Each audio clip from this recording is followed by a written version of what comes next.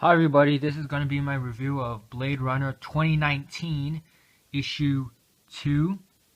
I did not read issue 1, but I heard about this like I guess almost a year ago, half a year ago when it was first announced, and what interested me not only because I've seen Blade Runner twice and Blade Runner 2049, but so on the back of issue 2 is a variant cover of issue 1 by, I think, Art Germ, Stanley, something.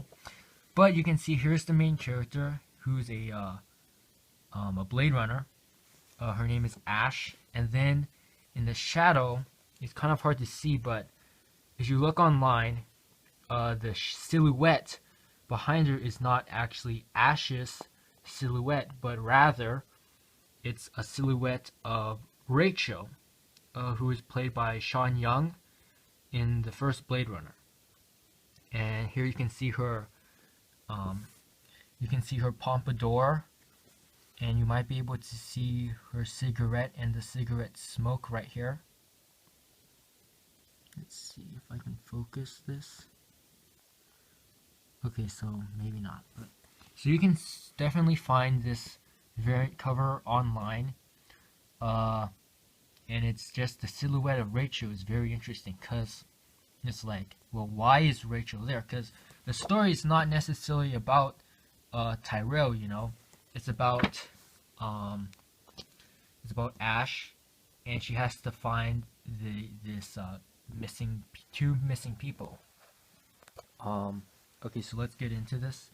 Here it's by Michael Green, and it's drawn by Andre Grinaldo. Okay, and very interesting. It has a positive review from Bleeding Cool.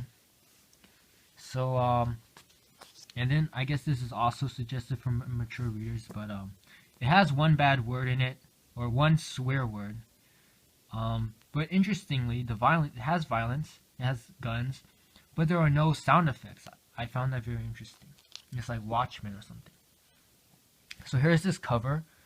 You know, even though it's Blade Runner and it's a very dark, the lighting is very dark. I found that the coloring was very quite colorful, very eye-catching, very popping out. So let's get into this. I thought this was very touching. It's dedicated to the actor Rutger Hauer, who played Roy Batty. I did hear he recently died this past summer. And here they have the famous quote where he says, I've seen things you people wouldn't believe. And then I also like that they thank Philip K. Dick, who wrote Do Androids Dream of Electric Sheep, and Ridley Scott. And I watched Alien a couple months ago. So here, okay, very classic, the red and white text. I like this. And here they give you a summary, so I did not need to read issue 1, although I forget what a spinner is. At first I was confused, but I think it's like a replicant model or something. So Isabel here is the wife, and then Cleo here is the daughter. Now I thought that they were actually kidnapped by some like gang or mafia, but it turns out that I think they're actually running away from their Isabel's father, or Isabel's husband, which is Alexander Selwyn. And it's like, because it's like Isabel and Cleo are looking for this group of people or someone to lead them far away from Alex Selwyn. So it's like, what is this guy doing to them that is making them want to run away from him, you know? Is he like abusive? Probably not, you know, this is a sci-fi setting. There's probably something deeper, more important, you know, it's more deeper than just abusive father. And one thing I found interesting was that it says here that I think Ash's cybernetic back brace shuts down. So it's like, oh, so she's like a cyborg. She's been cybernetically enhanced. Like, you know, Cyborg also Grace from Terminator Dark Fate. Now, so here we see a flashback scene of when Ash got her cyborg spine, and it's saying how her mom is crying. Now, at first, it seems like she's crying because she's feeling sorry for her daughter, but I think the real reason is that she's crying because now her mom has to pay for the cybernetic backbone. It's like Ash says her mom goes off world to work, and Ash apparently has either an aunt or a sister called Nanny, but it's like Nani, like in Japanese when they say what in Japanese it's Nani. And so I also like this part. She's like breaking into I guess a beauty salon, and she's like warrants are for the uniformed, and it's like she's breaking in and picking the lock. So like here it's popping out. It's very gray, but then here it's brown, and you're able to spot it, you know. So I like the coloring here. I like this panel. You can tell it was not. I'm pretty sure that you can't trace something like this, but it's very simple. It's a very simple image. You have a rectangle prism, you have some arches, and then you have lots of debris. Now this is very good. This is good art. I also like this. How this guy, I think, is like a doctor, and like he does biopsies, or he helps replicants change their face. Oh, he's basically a plastic surgeon. But he's able to tell that Ash has a brace, and it's like, this is interesting. How it has cross-hatching to show her like startledness, although she's very emotionless. This is like in a manga or manga when it's like where they're startled and it's black, and there's like a lightning bolt in the background to show like, oh, they're startled. But here it's interesting how it's white, and it's like suspicion, like, how do you know this? And then here it's on shadows, very like that. So then here this guy is leading Cleo or Isabel and her daughter Cleo here. She's kind of very, but this guy I thought was gonna be like evil or something. Like, no, he's just very friendly. I mean, look at these eyes. You can see the reflection in the eyes. This is a sign, you know, that this guy's a good guy. So I'm not sure what exactly is going on. Whether maybe why the mom is trying to save the daughter from her dad. I don't know if this person is like a doctor or if she's just like a friendly person. Like, she's called the Lung. It's like, does she do like lung implants, or is she just called that because like it sounds cool? So so like there's a little twist. Oh yeah, the one thing was interesting was that Ash, okay, finds someone who's revealed to be a replicant, but it says that she isn't fond of using the Voight-Kampff test. If you remember from the first Blade Runner movie, Harrison Ford uses that little computer to find out if Rachel is a replicant or not. But here Ash is like, why are we using a machine to catch a machine?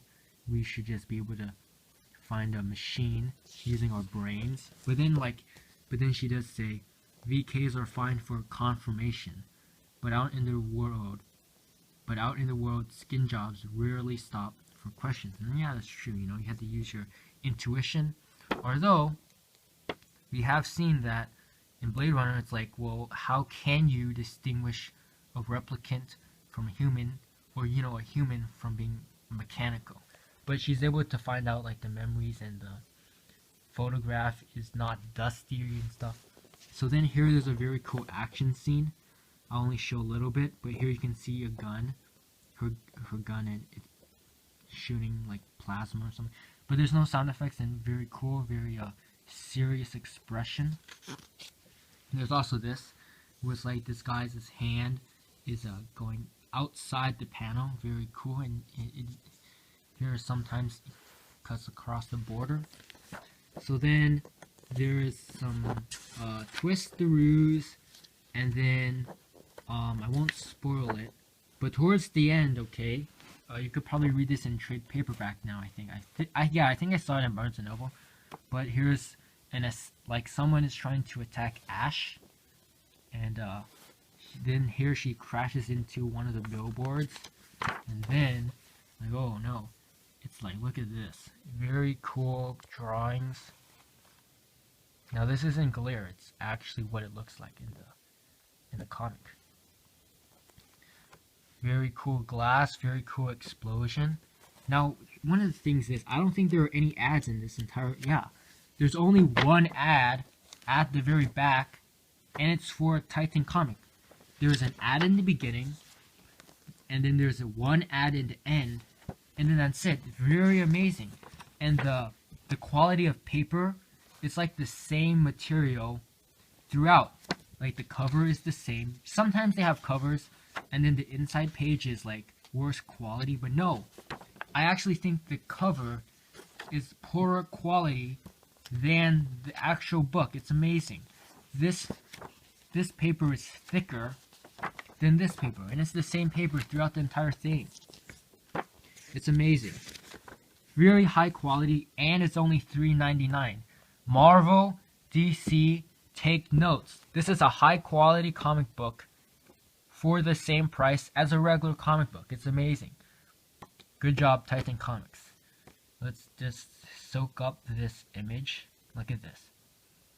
Two of these guys are still stuck on, but these guys are exploding. And then, very cool imagery. It's very simple drawn backgrounds with a foreign language. Looks like an ad. Very cool, very cool. And then I like how they have the cover gallery.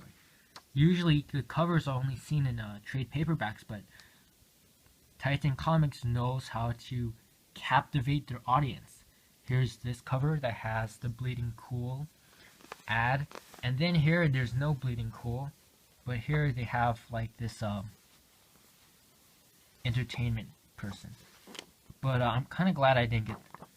I wasn't here to buy it. I asked my local comic book shop to hold on to this, and then my mom bought it for me. But yeah, I'm kind of glad I didn't get this cover.